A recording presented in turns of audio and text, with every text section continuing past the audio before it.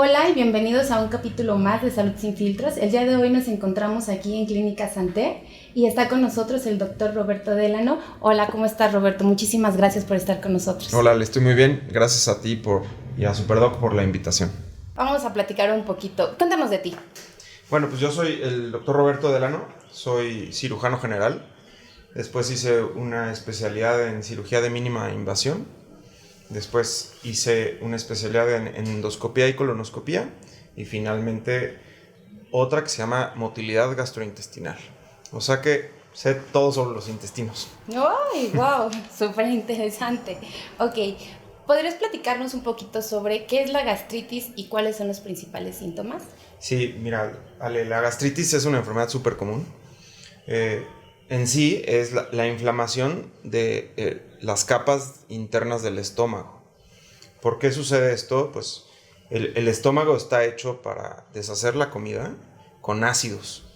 Pero cuando el balance entre la cantidad de ácidos y la cantidad de comida que tienes que deshacer y la calidad de la comida, entonces el estómago empieza a perder ese balance y empieza a sufrir, ¿no? Yo se lo explico a mis pacientes que estas capas te van protegiendo y cuando se te hacen más delgadas, porque se han perdido, es cuando te empieza a arder el estómago.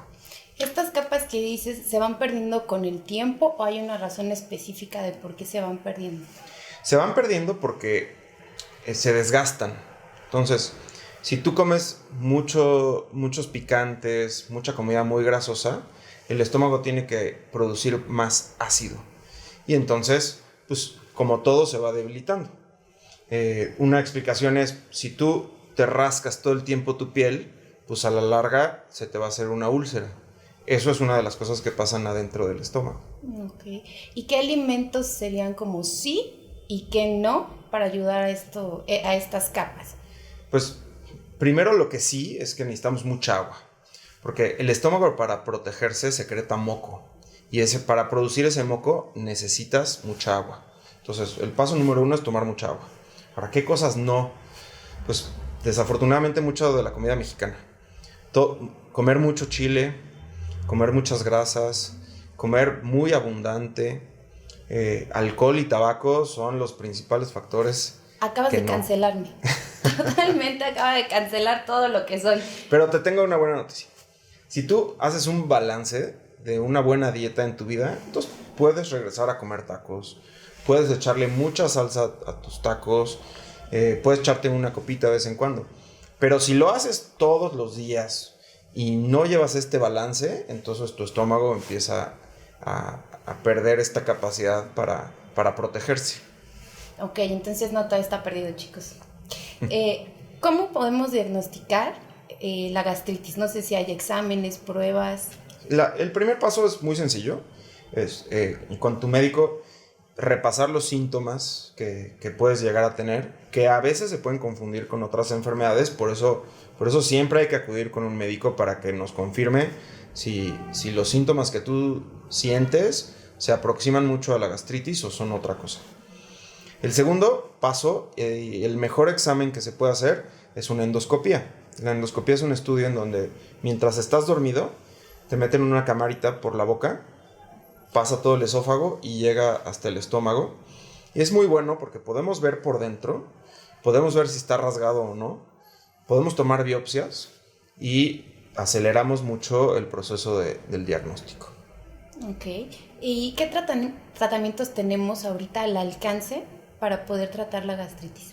Pues empecemos por lo básico. Si el problema es la dieta, entonces el primer paso en un tratamiento adecuado es revisar qué comes y regresarte a una dieta muy saludable.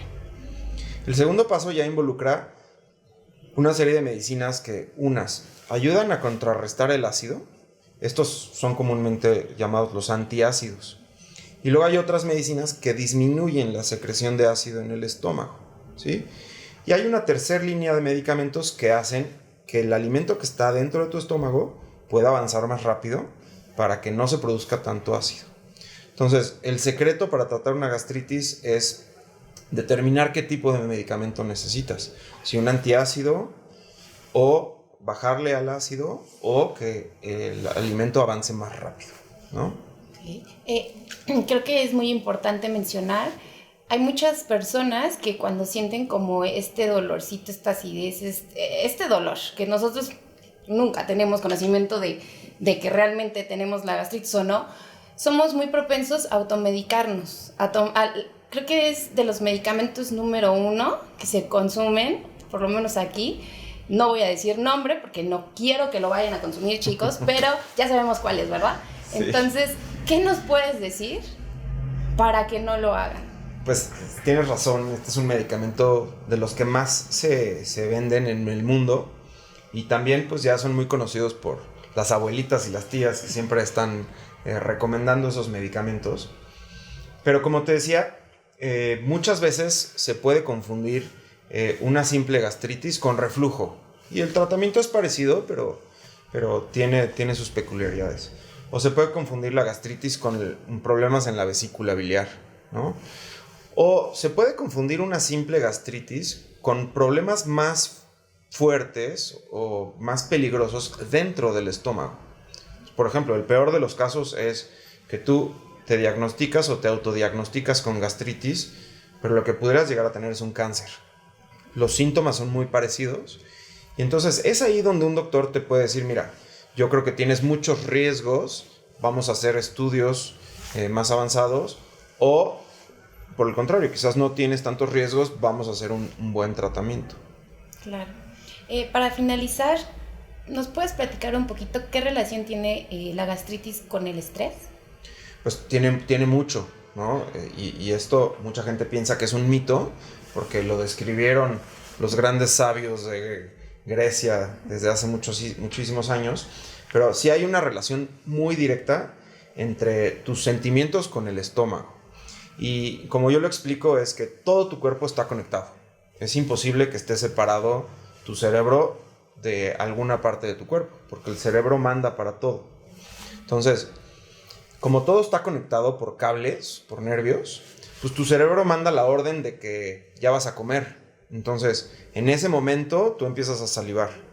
Y también en ese momento tu hígado empieza a secretar algunas sustancias y enzimas para poder empezar a guardar energía.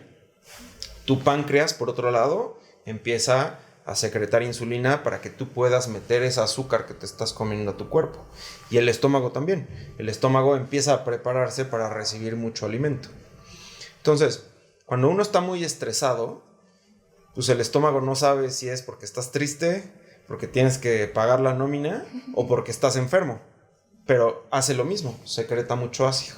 Entonces, la gente que tiene una personalidad típica de siempre estar ansioso, siempre estar nervioso, tiende a producir mucho más ácido. Y esos pacientes tienen más gastritis. Muchísimas gracias, Roberto. Continuamos en el segundo bloque con el doctor Roberto. Ahorita vamos a platicar un poquito más general sobre la obesidad y las cirugías bariátricas. Y bueno, más adelante vamos a tener un especialista que nos ayude con todas estas dudas y este tema tan interesante. Roberto, ¿cómo estás? Ale, de nuevo. Bien. Ok, cuéntame un poquito sobre la obesidad en México y sobre con qué tan frecuentemente se realizan hoy en día las cirugías de obesidad. Pues una muy buena pregunta, Ale. El problema de la obesidad en México es terrible. Ya estamos a punto de ser el primer lugar después de Estados Unidos. Y todo esto ocasiona problemas de salud muy importantes ya desde los niños y niñas hasta la edad adulta. Y el problema con la obesidad es que pues, la consecuencia es fatídica. O sea, las personas que son obesas padecen de infartos, padecen de que se les tapan las arterias, problemas articulares, les da diabetes, que también es un problema muy importante en México, hipertensión. Y entonces, antes de que existiera la cirugía para obesidad, o como se le conoce como la cirugía bariátrica, pues las herramientas que teníamos nosotros como doctores eran pues, hacer ejercicio y la dieta con el nutriólogo y algunos medicamentos para bajar las grasas. Y por otro lado, pues el tratamiento de la diabetes y la hipertensión y el colesterol pues solamente con medicinas para tratar de controlarlo.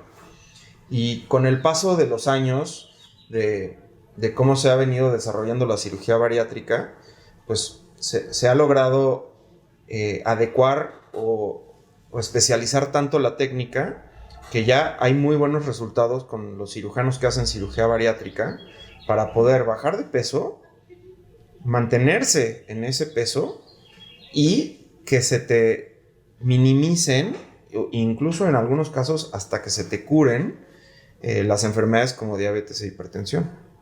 Y entonces ya es una cirugía que se hace muy común aquí en México y en todo el mundo.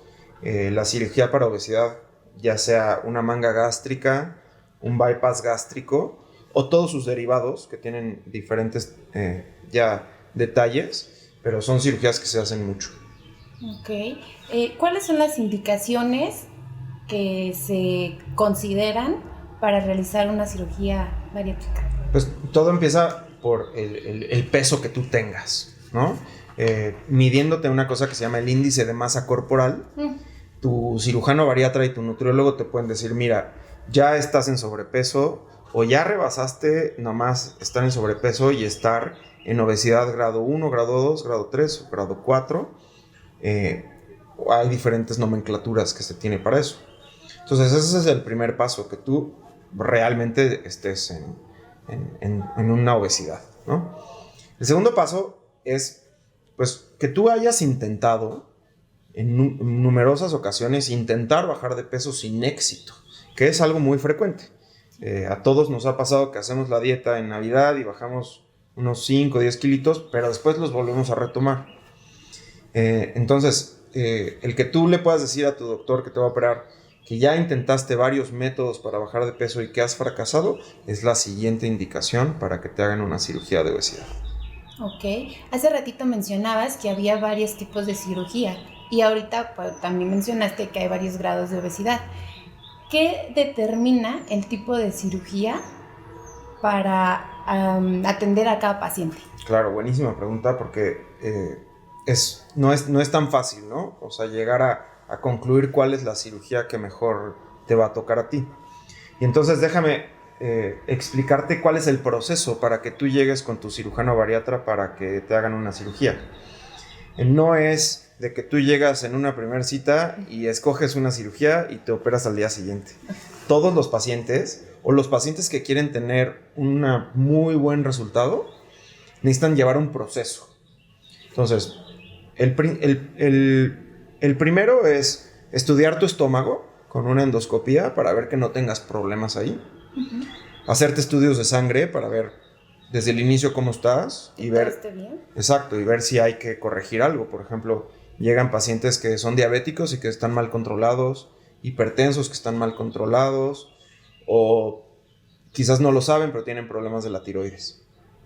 Entonces, una vez que te hacemos unos exámenes y que todo pinta que va bien, también tienes que pasar un proceso con una psicóloga, en donde la psicóloga te puede decir, pues, qué tan efectivo va a ser el tratamiento para ti, si tienes algún problema psicológico que hay que manejar antes de la cirugía, porque hay pacientes que lamentablemente tienen un problema psicológico importante y pues no los puedes llevar a una cirugía, porque cuando te haces una cirugía de obesidad, pues es un cambio un poco fuerte para tu estilo de vida, para cómo te alimentas. Tienes que ser disciplinado con suplementos que te tienes que tomar el resto de tu vida. Entonces, si tú detectas a un paciente a través de la psicóloga que no va a cumplir con tus indicaciones, es mejor esperarse con la cirugía, resolver la parte psicológica y ya después ves si puede regresar a ser candidato. El tercer bloque importante para poder operarse es ir con la nutrióloga. Antes de la cirugía, pues tú como paciente tienes que saber cuál va a ser la dieta que vas a hacer al final, después de tu cirugía, qué tanto la cumples, y al final es irte educando para que tú después de tu cirugía sigas con esa disciplina de tu alimentación y no eches a perder todo el trabajo que se hizo.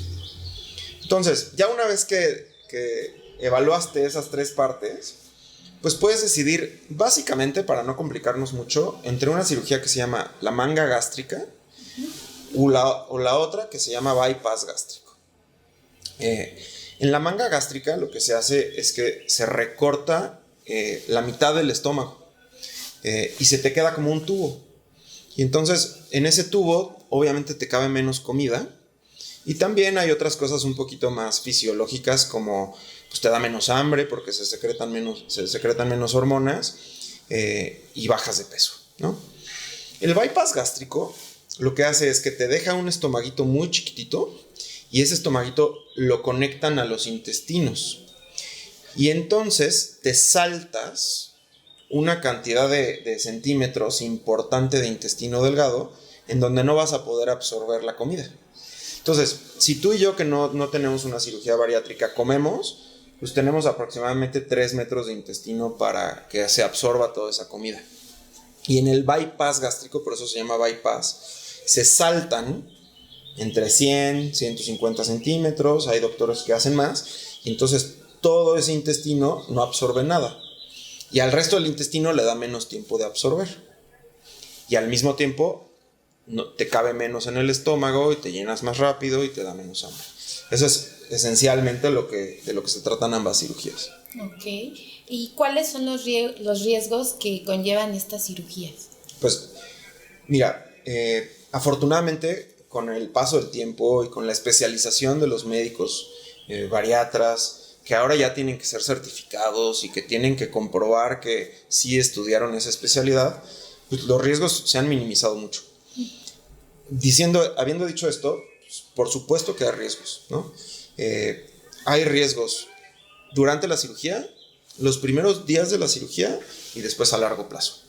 Entonces, los que son durante la cirugía y los días después de la cirugía son los que son muy obvios, como pues, que te pueda sangrar el estómago que tú cortaste, que pueda haber un absceso, porque se salió tantito contenido del estómago adentro del abdomen y eso puede producir una peritonitis. A largo plazo, pues que esta cicatrización donde cortaste el estómago no se haga perfecto y se haga una cosa que se llama una fístula, o sea, como un caminito, ya sea de saliva, de jugos gástricos, que se sale adentro de tu abdomen y a eso le llamamos una fístula. Y que pues es un problema que hay que resolver, a veces con tratamiento conservador, a veces hay que volver a operar y pues básicamente estos son los más importantes. Y a largo plazo hay uno muy, muy frecuente, que es que pues, así como tú puedes ser obeso por fuera, también eres obeso por dentro. Y cuando pierdes peso por dentro, tus intestinos se jalan. Así como se te puede colgar la piel, tus intestinos se jalan y se pueden hacer espacios adentro de tu abdomen. Entonces tus intestinos se te pueden atorar adentro. Entonces, número 1, el cirujano que te opera tiene que saber muy bien cómo cerrar esos espacios antes de que suceda este problema. Y 2, reconocerlo a tiempo para que no tengas un problema grave. Grave a futuro. Ok. ¿Y qué nos puedes contar sobre la recuperación después de las operaciones? Pues también te sorprendería saber que es bastante noble. O sea, hay pacientes que se van al día siguiente, hay pacientes que están solamente 1 o 2 días en el hospital para vigilar justamente estas complicaciones tempranas. Y luego la recuperación, pues sí tienes un poquito de dolor de la panza por donde se te hizo la cirugía. Y lo más difícil es el empezar a tolerar la cantidad de alimento que tú comes. Pero sí les sorprendería ver que los pacientes salen caminando, empiezan a hacer su rutina de ejercicio, empiezan a hacer su rutina de alimentación a los 2 días. Es súper rápido la recuperación entonces. No es tan drástica como uno pensaría. Sí, cuando describiste todo el proceso, yo me imaginé un mes en cama. Tal vez solo era yo, que quería una excusa. No, y fíjate que por el contrario, las nuevas tendencias son de que luego empieces a caminar, porque si no se te pueden hacer coágulos en las piernas, que empiezas a hacer un poco de ejercicio para que no se te guarden las flemas en el pulmón. y que te empieces a activar más rápido para que se te disminuya la inflamación del cuerpo. Ok. Roberto, cuéntame, ¿aquí en Santé has tenido alguna cirugía y que haya presentado mayor dificultad? Pues todas las cirugías son difíciles. En Santé sí hacemos cirugía de obesidad. Tenemos varios equipos que vienen a operar aquí, incluido el equipo del doctor Valenzuela, con quien vamos a hacer la cápsula más específica de cirugía bariátrica. Y afortunadamente aquí no hemos tenido nunca complicaciones graves, aunque estamos preparados para atenderlas, pero afortunadamente todos estos equipos son de cirujanos bariatras muy bien calificados para hacer este tipo de cirugías y aplican todas las medidas de seguridad que se requieren. Pero desafortunadamente en otros hospitales, como en el que yo me entrené o en donde hemos visitado, pues sí nos ha tocado ver casos muy difíciles, incluso hasta catastróficos, de cirugías bariátricas que no llegaron a buen puerto, ¿no? Te voy a poner un ejemplo. Regresando al tema de que los pacientes o las pacientes necesitan una valoración psicológica. Pues, un día nos tocó atender a una paciente que se operó y que necesitaba tomarse los suplementos. Cuando a ti te cortan el estómago, entonces ya no procesas igual las vitaminas y los minerales. Entonces necesitas tomártelos. Esta paciente estaba tan traumada de su obesidad que no quería volver a engordar. Y entonces mintió mucho tiempo sobre la ingesta de sus vitaminas y se le produjo un problema muy importante en el hígado y no pudimos rescatarla y perdió la vida, ¿no? Este es de los casos más extremos que yo he visto. Afortunadamente, como te decía, el que tú incluyas un equipo multidisciplinario con una psicóloga, con una nutrióloga, con un cardiólogo, pues eso hace que estudiemos mucho mejor a los pacientes y que tengan mucho mejores tasas de éxito y, por otro lado, menores tasas de complicaciones, ¿no? Otros casos no tan drásticos, pero que son difíciles, es cuando el estómago se abre adentro de la panza y, como te decía, se empieza a afogar la saliva o el jugo gástrico adentro del abdomen y de alguna manera tienes que resolverlo. La forma de resolverlo es poner un drenaje para que toda esa saliva o ese líquido se salga y no siga inflamando el abdomen. Hay casos que se resuelven muy rápido y hay casos que nos toma hasta 6 meses poder resolverlos. Y que a los pacientes les vaya bien. Pues muchísimas gracias, Roberto, por habernos acompañado. No sé si quieras agregar algo. Muchas gracias a ti, muchas gracias a Superdoc por la invitación. Nosotros estamos encantados de ser sus colaboradores y socios en el tratamiento de los pacientes. Nos encanta mucho hacer medicina preventiva y que estas cápsulas sirvan para que la gente se eduque más sobre la medicina. Y ayúdennos a todos nosotros a que llegue a más gente compartiéndonos. Y bueno, no olviden de vernos en el siguiente episodio de Salud Sin Filtros. Este fue un podcast presentado por Superdoc, tu doc de bolsillo.